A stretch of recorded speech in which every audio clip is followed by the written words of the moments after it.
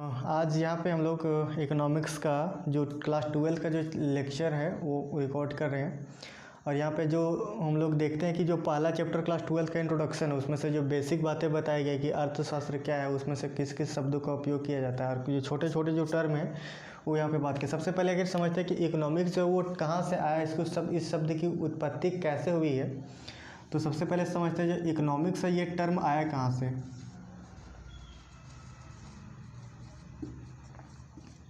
ये जो इकोनॉमिक्स ये एक इंग्लिश शब्द है। क्या है? ये एक इंग्लिश वर्ड है और इसका जो निर्माण है वो एक ग्रीक भाषा, इसकी उत्पत्ति ग्रीक वर्ड ओक्योनोमिया से हुआ है। ओक्योनोमिया से हुआ जिसका अर्थ होता है house hold management. House hold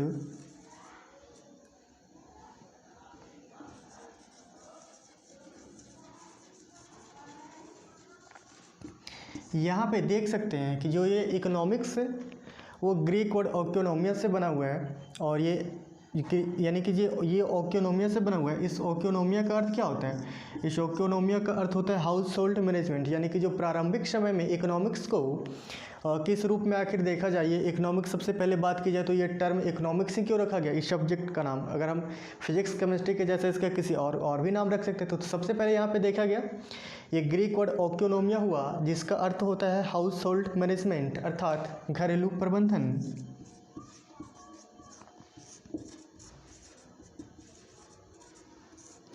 कहने का अर्थ यह है कि ये जो शब्द है हाउस होल्ड मैनेजमेंट, इसको सेटिस्फाई करने के लिए, इसको एक शब्द में डिफाइन करने के लिए ओक्योनोमिया एक ग्रीक वर्ड है जिसका अर्थ होता है हाउस होल्ड मैनेजमेंट यानी कि घरेलू प्रबंधन। तो इसी शब्द को हाउस होल्ड मैनेजमेंट को एक संक्षिप्त रूप में ओक्योनोमिया ग्रीक वर्ड में बोला जाता है और इसी को फिर कन्वर्ट किया गया इंग्लिश में, ये बन गया इकोनॉमिक्स। और यही जो इकोनॉमिक्स है हिंदी अगर बोला जाए तो यहाँ से फिर अगर संस्कृत में देखा जाए तो यहाँ से हम लोग जो अर्थशास्त्र लिखते हैं, ये जो अर्थशास्त्र है एक संस्कृत वर्ड है। सबसे पहले सोचते हैं कि आखिर ये यहाँ से तो ये एक बात पता चला कि ये इकोनॉमिक्स जो टर्म है वो ग्रीक वर्ड ओक्योनोमिया से बना है। ओक्योनोमिया को ही क्यों लिया गया? क्योंकि हाउस होल्ड मैनेजमेंट की स्टडी करने की आवश्यकता क्यों पड़ी? क्योंकि पहले भी हम देख सकते हैं कि प्राचीन समय में अरस्तु का नाम सुने होंगे, अर्थशास्त्र यानी कि जो चाणक्य जो हमारे हैं अर्थशास्त्र के जो लेखक हैं, ऐसे वो तो एक क्या बोलते हैं कि एक साम्राज्य को चलाने के लिए लिखा गया बुक है, लेकिन उसमें भी ये चंद्रगुप्त मौर्य के रिलेटेड साम्राज्य के बारे में बताया गया था। तो उसमें ये बताया गया था कि एक राजा को अपने प्रजा पे कितना टैक्स लगाना चाहिए और उसके अनुसार उसको क्या क्या करना चाहिए। तो यहाँ पे था कि उसमें चाणक्य बताते हैं उस बुक में कि जो किसी भी राजा को लगभग जो टैक्स है वो 5-10% के बीच में रखना चाहिए। उससे ज़्यादा अगर कोई राज्य टैक्स लगाता है तो वो कहीं ना कहीं प्रजा पे अत्याचार कर रहा है। तो ये जो इकोनॉमिक्स ये टर्म है वो हम लोग प्राचीन समय से यूज करते आ रहे हैं, बशर्ते एक सब्जेक्ट के रूप में स्पेसिफाई पहले नहीं किया गया था। लेकिन अब लगभग 1776 ईस्वी में जो आधुनिक अर्थशास्त्र के जो जनक माने जाते हैं एडम स्मिथ, उनके बाद इकोनॉमिक्स को एक सब्जेक्ट के रूप में स्पेसिफाई किया गया। उसके पहले इसको हम लोग पढ़ते थे बशर्ते एक सब्जेक्ट स्पेशल स्पेसिफाई नहीं किया गया था।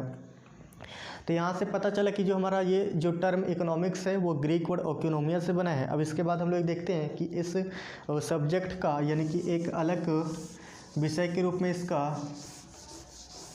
बनाने के पीछे क्या उद्देश्य है, इसमें से क्यों हम इसका यूज करते हैं। तो सबसे पहले देखते हैं कि व्हाट इज़ इकोनॉमिक्स और इकोनॉमिक्स को हमें पढ़ने की ज़रूरत क्यों है।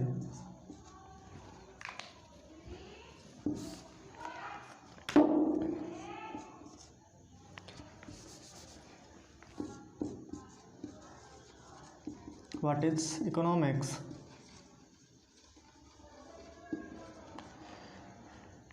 और वाई वी स्टडी, हम लोग इसका अध्ययन क्यों करते हैं। तो यहाँ से लिखा हुआ है इकोनॉमिक्स यानी कि जो हिंदी में बोला जाए तो इसको हम लोग बोल सकते हैं कि अर्थशास्त्र क्या है।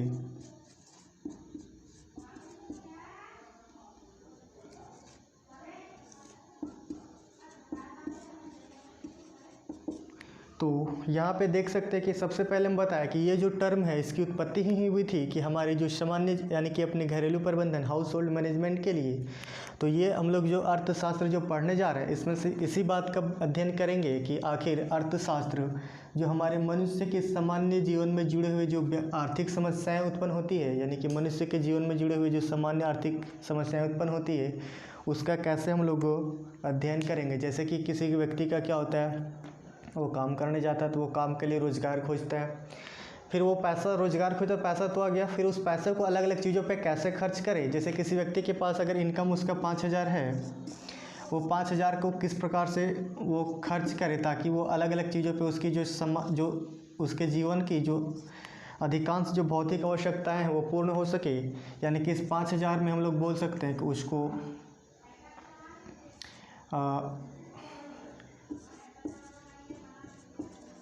स्वास्थ्य पे भी खर्चा करना है, हेल्थ पे भी खर्चा करना है,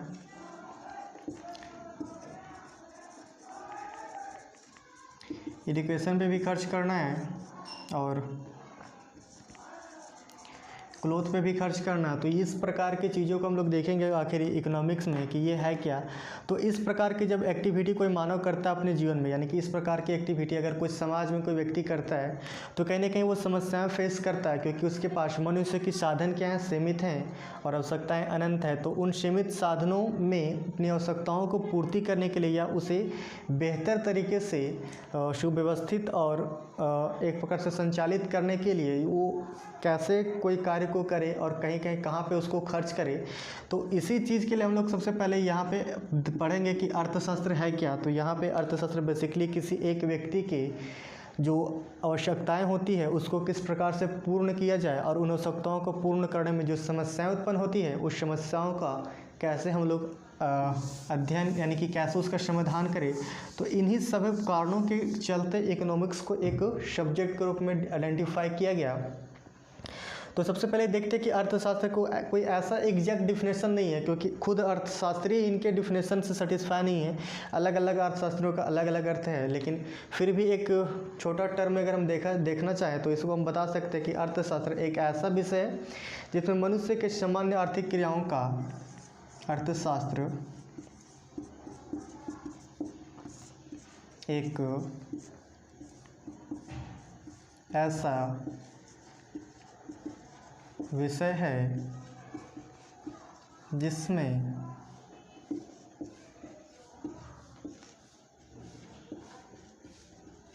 मनुष्य के सामान्य जिसमें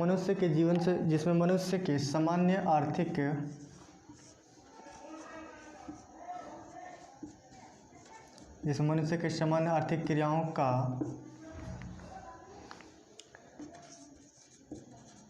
व्यापक अध्ययन किया जाता है। यहाँ पे लिखा गया है कि अर्थशास्त्र एक ऐसा विषय है, यानी कि एक ऐसा सब्जेक्ट के रूप में इसको बनाया गया है जिसमें मनुष्य के सामान्य आर्थिक क्रियाओं का व्यापक अध्ययन किया जाता है। अभी बताया आप लोगों को कि 5,000 रुपये था, उसको अलग अलग चीज़ों पे खर्च करना था, तो उसमें से जो समस्याएं उत्पन्न होती है तो उस समस्याओं को कैसे समाधान किया जाए, तो ये इसमें आर्थिक यानी कि आर्थिक क्रियाओं का व्यापक अध्ययन किया जाता है। तो इस व्यापक कहने का मतलब उसको किस तरीके से सिस्टमैटिक रूप से अध्ययन करेंगे। तो यहाँ पे अर्थशास्त्र या बोल सकते कि अब यहाँ पे सब आर्थिक क्रियाएं किसकी, मनुष्य की, तो बोल सकते कि अर्थशास्त्र मनुष्य, एक और शब्द में कि मनुष्य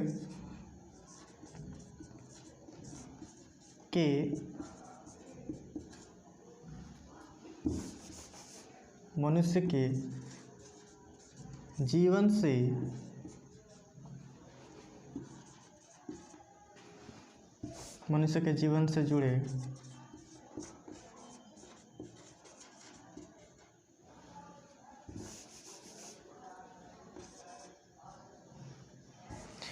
जीवन से जुड़े समस्याओं का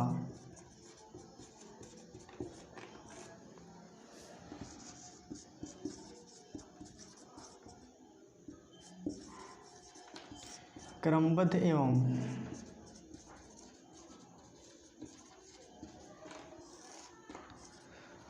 सुव्यवस्थित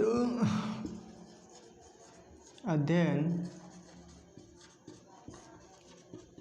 किया जाता है अर्थशास्त्र में। और अर्थशास्त्र एक विज्ञान भी है, वो देखेंगे कि विज्ञान कैसे है। अर्थशास्त्र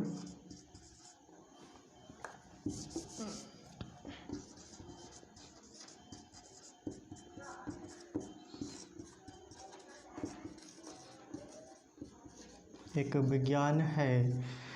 सबसे पहले समझेंगे कि यहाँ पे था कि आर्थिक क्रियाओं का क्रमबद्ध ज्ञान, यानी आर्थिक मनुष्य जीवन के जुड़े हुए जो भी आर्थिक क्रियाएं करता है उसका अध्ययन किया जाता है। और मनुष्य के संग जुड़े हुए जो और ये आर्थिक क्रियाओं को करने में जो समस्याएं उत्पन्न होती है उसका क्रमबद्ध एवं सुव्यवस्थित अध्ययन किया जाता है। और क्रमबद्ध एवं सुव्यवस्थित अध्ययन को ही हम लोग विज्ञान कहते हैं। किसी भी सब्जेक्ट का अगर क्रमबद्ध और सुव्यवस्थित अध्ययन किया जाता है तो उसी को विज्ञान कहते हैं। यहाँ पे दो टर्म आया है, एक आर्थिक क्रिया, ये समझना जरूरी है, दूसरा विज्ञान, कि अर्थशास्त्र एक विज्ञान है, वो कैसे है ये भी देखते हैं। चलिए, यहाँ पे इकोनॉमिक्स का ये छोटा सा कॉन्सेप्ट है जिसमें से अर्थशास्त्र को मनुष्य के जीवन से जुड़े हुए सामान्य आर्थिक क्रियाओं का व्यापक एवं सुव्यवस्थित अध्ययन करने वाला विषय बताया गया है। और साथ साथ में बताया गया कि मनुष्य के जीवन में जो समस्याएं उत्पन्न होती है वो क्यों उत्पन्न होती है और कौन कौन से कार्य को करने से उत्पन्न होती है। तो यहाँ पे देखते हैं, सबसे पहले आर्थिक क्रिया की बात करते हैं।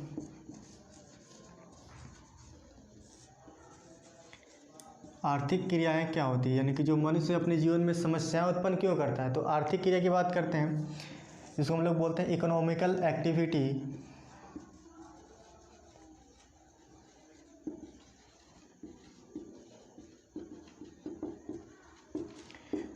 सबसे पहले इकोनॉमिकल एक्टिविटी को समझते हैं कि आखिर मनुष्य के जीवन में समस्याएं उत्पन्न होती है तो किन किन कामों से, वो कौन कौन प्रकार के काम करता है जिससे।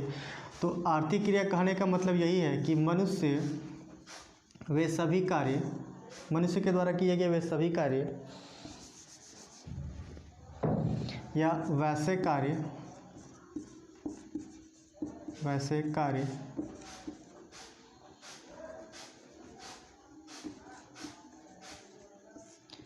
जिनसे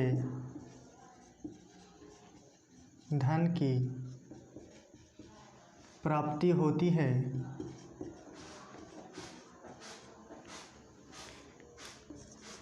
उसे आर्थिक कार्य कहते हैं। यहाँ पे समझिए, इकोनॉमिकल एक्टिविटी में बोला गया है कि आखिर मनुष्य में जीवन में जो समस्याएं क्यों उत्पन्न होती है, क्योंकि मनुष्य जो कार्य करता है उस कार्य में कुछ प्रॉब्लम को फेस करता है। तो वैसे कार्य जिनसे धन की प्राप्ति, यानी कि जिनसे धन की प्राप्ति होती है, यानी कि वैसे कार्य मनुष्य के द्वारा किया गया वैसा कार्य जिनसे धन की प्राप्ति होती है उसे हम लोग आर्थिक कार्य कहते हैं। उसे क्या कहते हैं? आर्थिक कार्य या आर्थिक क्रिया कहते हैं। जैसे कि हम लोग अभी जैसे भी टीच कर रहे हैं तो ये भी कहीं ना कहीं प्रोडक्शन हो रहा है। तो प्रोडक्शन हो रहा है, ऐसे पैसे की प्राप्ति होने के उद्देश्य से किया जा रहा है, या तो फिर खुद को अपना नॉलेज को किसी दूसरे तक पहुंचाने की बात की जा रही है। यानी कि शिक्षा देना भी एक प्रकार का आर्थिक कार्य जिसमें से पैसे की प्राप्ति हो। कोई मजदूर है, मजदूरी करता है तो उसमें से उसे आर्थिक क्रिया की प्राप्ति यानी कि पैसे की प्राप्ति होती है। धन उपार्जन के उद्देश्य से वो कार्य करता है, मजदूरी करता है। तो भी हमारा क्या है, एक आर्थिक कार्य है। और एक होता है गैर आर्थिक कार्य। तो सब मनुष्य अपने जीवन में या तो आर्थिक कार्य करता है या गैर आर्थिक कार्य करता है, जिससे उसे उसके जीवन में जो समस्याएं उत्पन्न होती है तो उस समस्याओं का समाधान हम लोग कहाँ करेंगे? इकोनॉमिक्स में करेंगे। तो यहाँ पे अब देखते हैं कि गैर आर्थिक कार्य क्या होता है।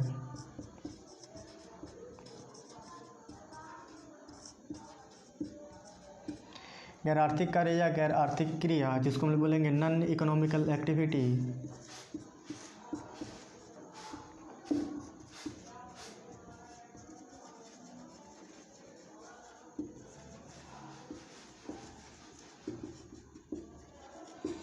तो इसमें क्या है कि इसमें वैसे कार्य जिनसे पैसे की प्राप्ति के लिए हम लोग करते हैं, और वैसा कार्य जिसमें पैसे की प्राप्ति के उद्देश्य हम लोग नहीं करते उसे नॉन इकोनॉमिकल एक्टिविटी बोलेंगे। यानी कि वह बोल सकते हैं कि मनुष्य के द्वारा किए गए वैसे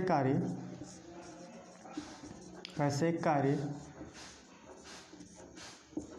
जिनसे धन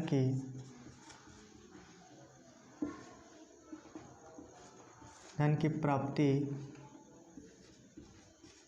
नहीं होती है जिनसे धन की प्राप्ति नहीं होती है उसे हम लोग गैर आर्थिक कार्य यानी कि नॉन इकोनॉमिकल एक्टिविटी, वैसे कार्य जिनसे धन की प्राप्ति नहीं होती है उसे नॉन इकोनॉमिकल एक्टिविटी कहते हैं। इसमें से कुछ विशेष है नहीं, यही दो कार्य मनुष्य अपने जीवन में करता है जिसके कारण से उसके जीवन में समस्याएं उत्पन्न होती है। और वो क्या करता है, समस्या उत्पन्न होने के चलते उसे कुछ न कुछ समस्या जब होती है तो प्रॉब्लम होता है तो क्या होता है, उसका समाधान करने की आवश्यकता पड़ती है। तो वही सारे समस्याओं का समाधान करने के लिए एक सब्जेक्ट इकोनॉमिक्स को बनाया गया था। अब यहाँ से हम आगे चलते हैं। अब जो डिफिनेशन में हम दो शब्द यूज किए थे, ये मनुष्य के सामान्य जीवन से जुड़े आर्थिक क्रियाओं का अध्ययन कराता है। तो आर्थिक क्रिया बता दिए कि आर्थिक क्रिया दो प्रकार की होती है, एक आर्थिक क्रिया और एक गैर आर्थिक क्रिया, जिनसे मनुष्य में जिन कार्यों से मनुष्य के जीवन में प्रॉब्लम उत्पन्न होती है। अब देखते हैं कि अर्थशास्त्र एक विज्ञान है। तो सबसे पहले समझते हैं कि आखिर विज्ञान है क्या, व्हाट इज साइंस। सबसे पहले देखते हैं कि आखिर विज्ञान क्या है, और फिर इसमें से देखेंगे कि विज्ञान क्या है और विज्ञान के फिर टाइप्स देखेंगे। सबसे पहले देखेंगे साइंस क्या है, फिर इकोनॉमिक्स को साइंस क्यों कहते हैं वो देखेंगे, यानी कि विज्ञान क्या है।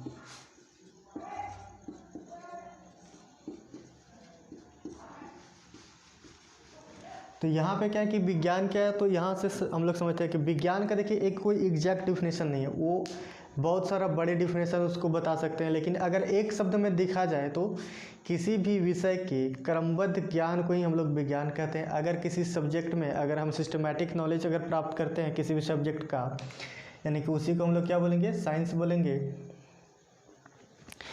अगर ऐसे देखा जाए तो the knowledge which is gain from the observation and some activities it called science. But यहाँ पे हम लोग इसमें देखेंगे कि द किसी भी विषय के क्रमबद्ध ज्ञान को, क्या, किसी भी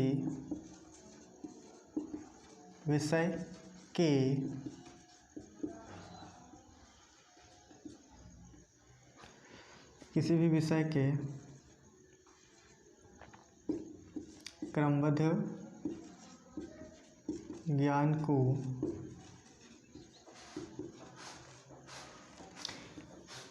को विज्ञान कहते हैं। इंग्लिश में बोलेंगे द सिस्टमैटिक नॉलेज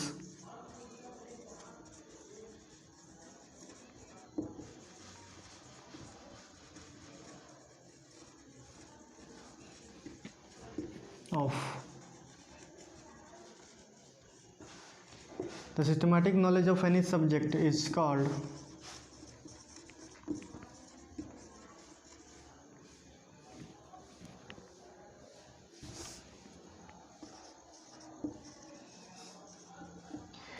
यहाँ पे दिखा गया कि किसी भी विषय के क्रमबद्ध ज्ञान को ही विज्ञान कहते हैं। तो अर्थशास्त्र में भी सबसे पहले जो मनुष्य के जीवन में उत्पन्न होने वाली समस्याओं का क्रमबद्ध अध्ययन किया जाता है कि मनुष्य अपने जीवन में जो कार्य करता है उसका से कैसे कैसे उसका अध्ययन करना है, वो सारा चीज़ है। तो यहाँ से आगे चलते हैं। सबसे पहले समझ में आया कि विज्ञान क्या है, किसी भी विषय के क्रमबद्ध ज्ञान को ही विज्ञान कहते हैं। उसके बाद देखते हैं कि विज्ञान कितने प्रकार के होते हैं और विज्ञान को हमको पढ़ने की यहाँ पे क्यों, क्योंकि हम यहाँ पे इकोनॉमिक्स पढ़ रहे हैं। इकोनॉमिक्स में साइंस क्यों पढ़ रहे हैं, क्योंकि इकोनॉमिक्स एक साइंस है और इकोनॉमिक साइंस कैसे वो भी देखेंगे। सबसे पहले अब देखते हैं types of science. Types of science के कितने प्रकार होते हैं, यहाँ पे ये भी क्वेश्चन आता है। कितने लोगों को ये भी पता नहीं रहता है साइंस के क्या प्रकार है, बस वही जानते हैं फिजिक्स केमिस्ट्री बायोलॉजी ही साइंस है, ऐसा बात नहीं। तो अभी कभी आप सुनेंगे नाम कि इकोनॉमिक्स साइंस हम पढ़ रहे हैं, political science, computer science, ethics science, ये सब क्या है, ये साइंस आखिर वो साइंस के तो एक्चुअल ब्रांच में नहीं है, तो वो कैसे लोग बोल देते हैं। देखिए ऐसा है कि वो साइंस ही है, बशर्ते उसको जानना जरूरी है कि वो साइंस क्या है। तो साइंस यानी कि टाइप्स यानी कि विज्ञान के प्रकार को देखेंगे।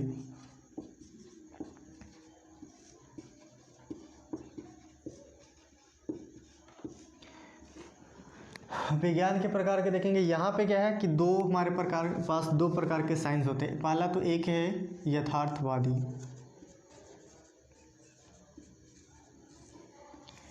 यथार्थवादी विज्ञान,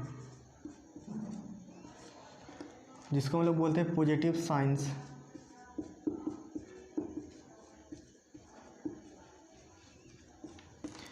और दूसरा है आदर्शवादी,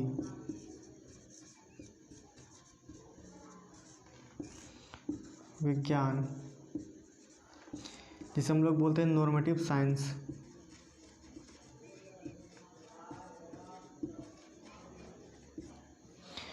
तो यहाँ पे यथार्थवादी और आदर्शवादी दो विज्ञान है। तो यहाँ पे देखेंगे कि दोनों विज्ञान को आखिर हम लोग स्टडी के लिए कैसे देखा जाए। तो यहाँ पे दो प्रकार के विज्ञान हैं। अब यहाँ पे देखना है कि दोनों प्रकार के विज्ञान के हमारे इकोनॉमिक्स हैं, ये देखना है। सबसे पहले एक एक करके जानते हैं कि यथार्थवादी विज्ञान किसको कहते हैं। यहाँ पे यही शुरू करते हैं।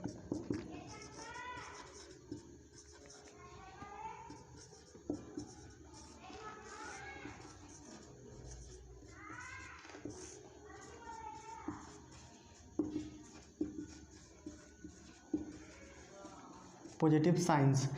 तो यहाँ पे क्या है, पॉजिटिव साइंस, इसमें से क्या है कि ये जो विज्ञान है,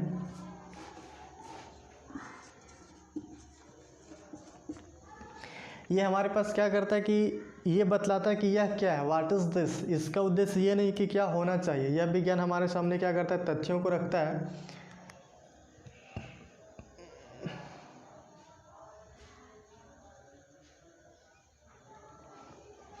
ये जो विज्ञान है, यह विज्ञान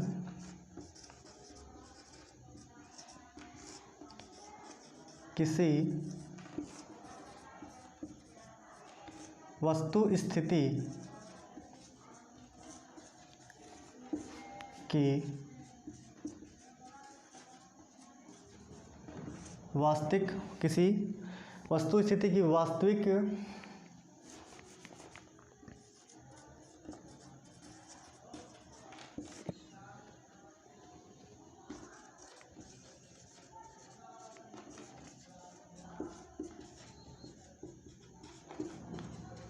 ये किसी वस्तु स्थिति की वास्तविक स्थिति को बतलाता है। इसका काम यह नहीं कि क्या होना चाहिए, ये विज्ञान बतलाता है कि क्या है।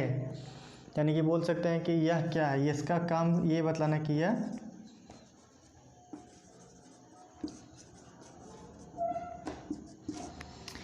यानी कि बोल सकते हैं कि ये हमारे सामने आदर्श को प्रस्तुत नहीं करता है, केवल बताता है कि अगर एग्जाम्पल हम देखा जाए इसमें से कि अगर हमारे पास एग्जाम्पल में सबसे ज़्यादा समझ में आएगा, अगर एल्कोहल को पीता है तो ये विज्ञान बताएगा कि अगर कोई व्यक्ति एल्कोहल का सेवन करता है तो एल्कोहल पीने से उसमें से हमारा एल्कोहल से क्या होता है, हमारे नर्वस सिस्टम को डिप्रेस कर देता है और हम क्या होते हैं, असंतुलित अवस्था में चले जाते हैं। मानव को प्रवृत्ति छोड़ करके एक दानव बन जाते हैं और अपनी व्यवहार को क्या कर लेते हैं, एक प्रकार से चेंजिंग कर लेते हैं, जिससे लोगों का हमारे अपने आसपास के वातावरण को ही प्रभावित करते होते हैं। ये विज्ञान यही बतलाता है कि अगर हम एल्कोहल लेंगे तो एल्कोहल लेने से हमारे जीवन में क्या डिस्टर्बेंस होंगी, वो उसका रीज़न ये बताएगा कि एल्कोहल लेंगे तो उसमें से OH की मात्रा होगी तो हमारे तंत्रिका तंत्र को डिप्रेस करेंगे।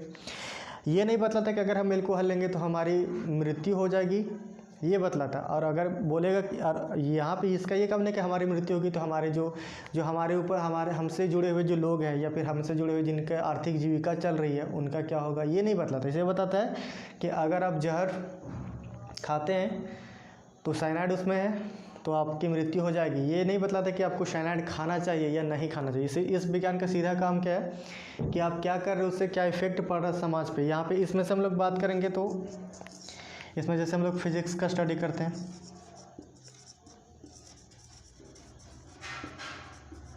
केमिस्ट्री हो गया, इकोनॉमिक्स भी आ जाता है, बायो भी बोल सकते हैं। इसमें बहुत सारे ऐसे सब्जेक्ट हैं जिसको ये हमारे क्या, इन सारे सब्जेक्ट को हम लोग किस में रखते हैं, पॉजिटिव साइंस में। अब बहुत को लोग बता देते हैं कि नहीं फिजिक्स केमिस्ट्री बायोलॉजी साइंस है, ऐसा बात नहीं है। ये साइंस है लेकिन कैसे, साइंस का ये हमारे पॉजिटिव फॉर्म है। यानी कि इसमें से फैक्ट की बात की जाएगी, जैसे कि इसमें से काउजर इफेक्ट साइंस में दोनों बात करते थे। इसमें से अगर केमिस्ट्री फिजिक्स पढ़ रही है। अब देखेंगे आगे चल के कि हमारा जो ये साइंस है वो अब आदर्श, यहाँ तो पता चल गया ये आदर्शवादी विज्ञान का। साइंस क्या था कि किसी भी विषय के क्रमबद्ध ज्ञान को ही साइंस कहते हैं। फिर देखें आदर्शवादी विज्ञान के ये किसी वस्तु की स्थिति की वास्तविक जानकारी देता है कि वह क्या है। अब एग्जाम्पल दिए एल्कोहल और विष का कि अगर अल्कोहल पीते हैं तो उससे क्या होता है, विष पीते हैं तो उससे क्या होता है। अब आगे चलते हैं आदर्शवादी विज्ञान।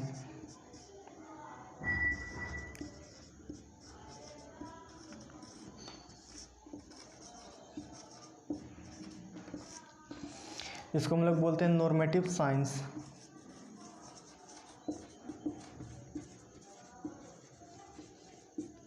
नॉर्मेटिव साइंस, ये हमारा आदर्शवादी विज्ञान कहते हैं। ये क्या है कि ये हमारे सामने आदर्श को प्रस्तुत करते हैं। इस विज्ञान का काम ही क्या है, नाम ही से पता चल रहा है आदर्शवादी विज्ञान। तो ये लिखेंगे कि यह विज्ञान जो है, यह विज्ञान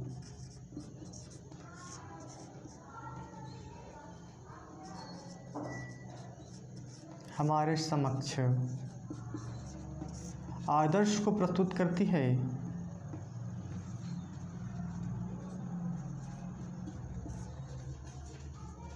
आदर्श को प्रस्तुत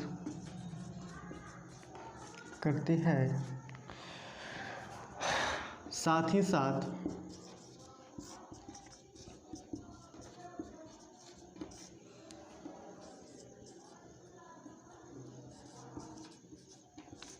उचित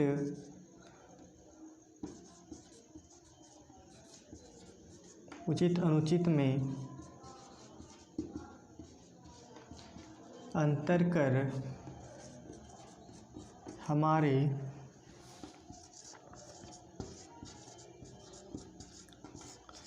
उद्देश्यों की ओर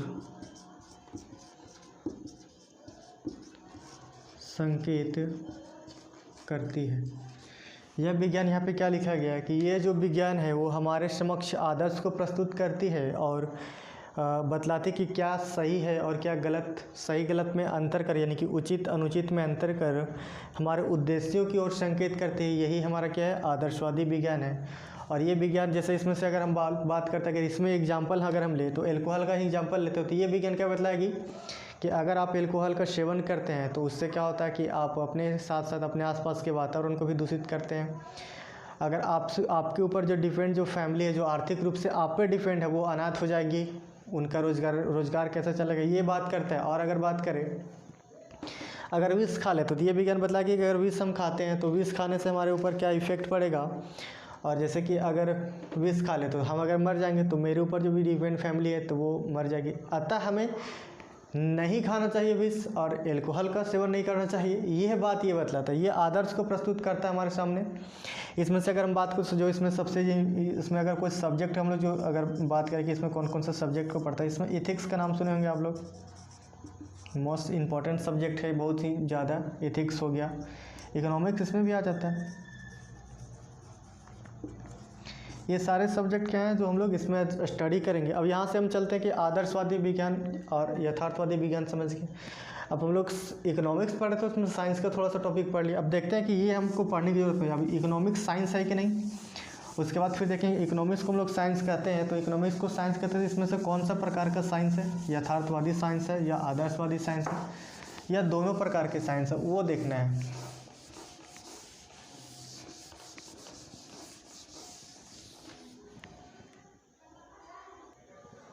यहाँ पे अब देखा कि टॉपिक लिखा हुआ है कि अर्थशास्त्र विज्ञान है कैसे।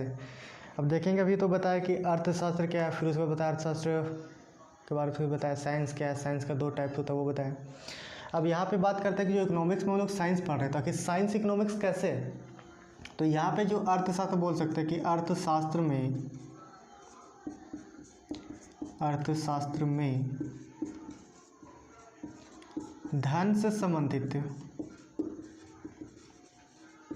धन से संबंधित उत्पादन, उपभोग, विनिमय एवं वितरण जैसी आर्थिक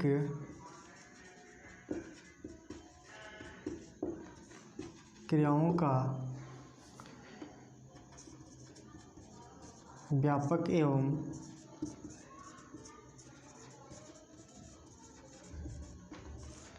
व्यापक एवं सुव्यवस्थित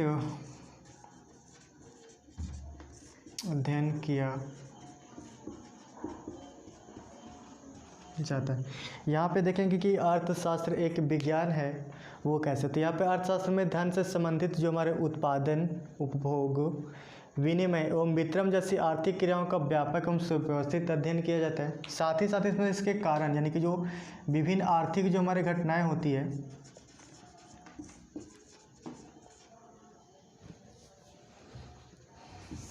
विभिन्न आर्थिक घटनाओं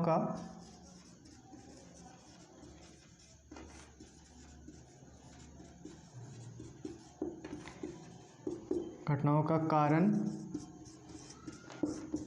एवं परिणाम की भी बात की जाती है। जैसे यहाँ पे अगर हम इसको देखिएगा, इस तरह से अगर समझे तो यहाँ पे अर्थशास्त्र विज्ञान है कैसे। सबसे पहले बात की कि साइंस क्या है कि किसी भी विषय के अगर हम क्रमबद्ध ज्ञान को ही साइंस कहते हैं। तो यहाँ पे अर्थशास्त्र में भी जो हम लोग जो उत्पादन करते हैं, सबसे पहले उत्पादन क्यों रखा है, हम लोग उपभोग को भी रख सकते हैं। तो उपभोग के लिए सबसे पहले उत्पादन करना पड़ेगा। उत्पादन करने में कौन सी समस्याएं उत्पन्न होती बेसिक, उसके बाद जो उत्पादन हो उसका कंजम्पशन करने वाले लोग है कि नहीं, फिर जो हमारा धन का वितरण हो गया, जो प्रोडक्ट हुआ है उसका वितरण कैसे किया जाए समाज में, ये सारे विनिमय और वितरण की जो समस्याएं हैं ये उत्पन्न होती थी। इन सारी समस्याओं का हम लोग क्रमबद्ध देखेंगे, बेसिक से इसमें अध्ययन किया जाता है। यानी कि उत्पादन के लिए कौन कौन से तकनीक अपनाया जाए, उपभोग के लिए देखा जाए कि उपभोग का स्तर कैसा हो, यानी कि लोगों के पास उपभोग के कौन कौन से तरीके हैं या नहीं है तो उसको कैसे उपलब्ध कराया जाए, विनिमय वितरण यानी कि लेन देन के लिए, तथा समाज में आय के असंतुलन को संतुलित करने के लिए ये सब क्रियाओं का अध्ययन किया जाता है। और साथ ही साथ इस सब जो आर्थिक क्रियाओं से जो इसके कारण क्या हैं और इफेक्ट हैं, जैसे अगर एग्जाम्पल की बात करें तो मार्केट में किसी वस्तु का प्राइस हमारा बढ़ता है तो ये इसका कारण है, और इसका इफेक्ट क्या पड़ता है कि उसके मार्केट में उस वस्तु के मूल्य में बढ़ने के कारण से उसका डिमांड क्या हो जाता है, यानी इफेक्ट क्या पड़ रहा है, उसका डिमांड में कमी आ जाता है। तो यहाँ पे ये जो इकोनॉमिक्स है वो कारण और इफेक्ट दोनों के साथ बात करता है, इसलिए अर्थशास्त्र एक विज्ञान है। अब आगे देखते हैं कि अर्थशास्त्र दोनों प्रकार के यानी कि इकोनॉमिक्स जो है वो आदर्शवादी और यथार्थवादी विज्ञान दोनों है वो कैसे हैं वो देखते हैं।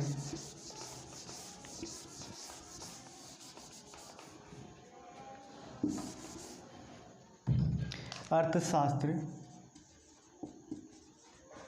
यथार्थवादी एवं आदर्शवादी विज्ञान दोनों है कैसे ये देखते हैं।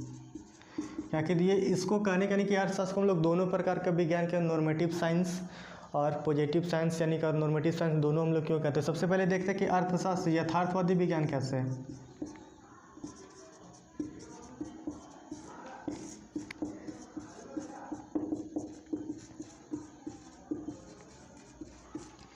सबसे पहले देखते हैं कि अर्थशास्त्र यथार्थवादी विज्ञान का है। सबसे पहले बताया कि यथार्थवादी विज्ञान में बताया था कि यहाँ पे चीज़ों का वास्तविक अध्ययन किया था कि यह क्या है। तो यहाँ पे यानी कि इकोनॉमिक्स मतलब कि यथार्थवादी विज्ञान कैसे, क्योंकि ये हमारी अर्थव्यवस्था की बात करेंगे। ये जो अर्थशास्त्र है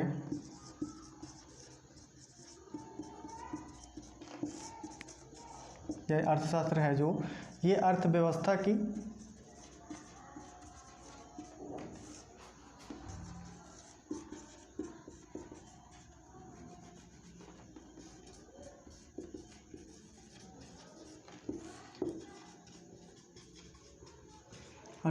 वास्तविक जानकारी देता है,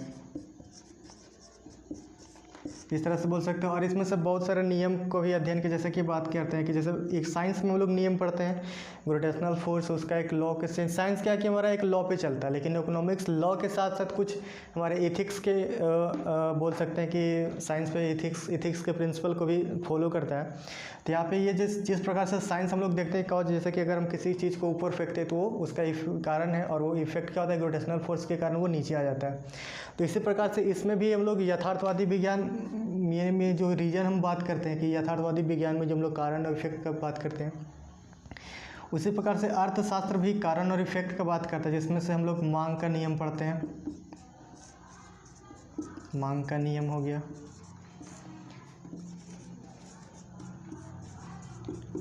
पूर्ति का नियम है, और इसमें से बहुत सारे नियमों का इसमें से प्रतिपादन किया गया है। जिसमें अगर हम बात करें तो मांग का नियम में क्या है, इसको हम लोग साइंस क्यों यथार्थवादी साइंस में क्यों रखें, जिसमें अगर यहाँ पे किसी वस्तु का जब प्राइस बढ़ता है तो डिमांड क्या होता है घट जाने की, प्राइस का बढ़ना उसका कारण, तो डिमांड का क्या होना है घट जाना, इसका इफेक्ट है। यानी कि ये कारण और इफेक्ट दोनों के साथ बात कर रहा है, यानी कि ये यथार्थवादी विज्ञान के अंतर्गत ये लॉ काम कर रहा है। पूर्ति में देखते हैं अगर किसी वस्तु का प्राइस बढ़ता है तो उसका सप्लाई भी क्या हो जाता है बढ़ जाता है, अगर प्राइस घटता है तो सप्लाई घट जाता है। उसी तरह से यहाँ पे अगर प्राइस किसी वस्तु का घटता है तो उसका डिमांड क्या हो जाता है बढ़ जाता है। तो यहाँ पे इस प्रकार के जो नियम का जो अध्ययन है, यहाँ से इससे प्रूफ होता है कि अर्थशास्त्र हमारा एक विज्ञान है, वो भी कैसा, यथार्थवादी विज्ञान है, पॉजिटिव साइंस। अब देखते हैं कि अर्थशास्त्र मेरा आदर्शवादी यानी कि नॉर्मेटिव साइंस है कैसे।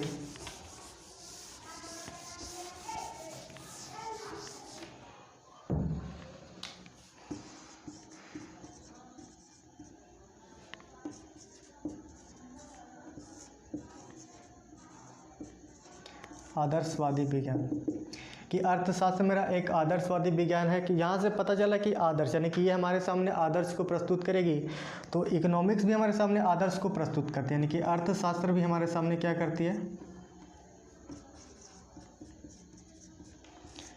अर्थशास्त्र भी हमारे समक्ष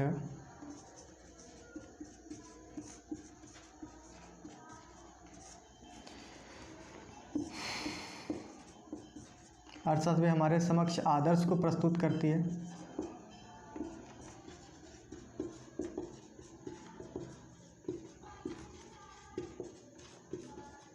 जैसे अगर हम बात करें तो इसमें से बताया जाता है कि मानव कल्याण की बात की जाती है,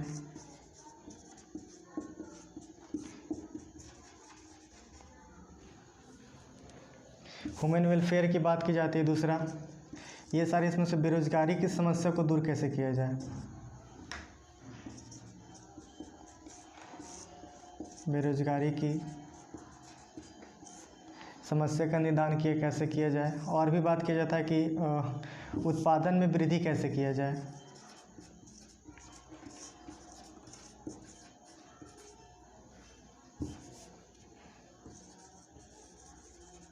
उत्पादन में वृद्धि के क्या तरीके हैं। इस लेक्चर का जो मतलब कि जो पीडीएफ का जो नोट्स है वो लिंक जो डिस्क्रिप्शन बॉक्स में दिया गया है, आप वहाँ से उस मतलब लेक्चर का जो पीडीएफ अगर आप लेना चाहते हैं तो